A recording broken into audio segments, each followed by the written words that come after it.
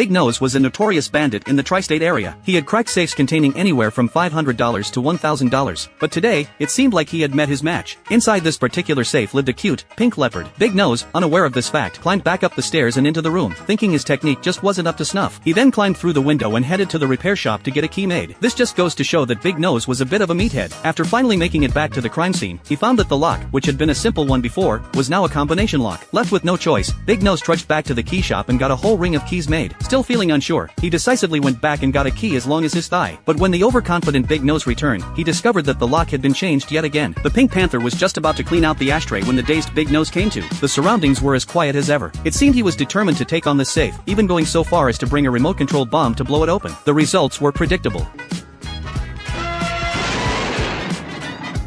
The humorous Pink Panther, thinking it was thundering and raining outside, mockingly opened a black umbrella. This time, Big Nose had wised up and finally understood the concept of taking things one step at a time. But the Pink Panther was startled by a sudden flash, and Big Nose thought he was seeing things, so he placed an atom bomb inside to verify what he had just seen. Then this happened.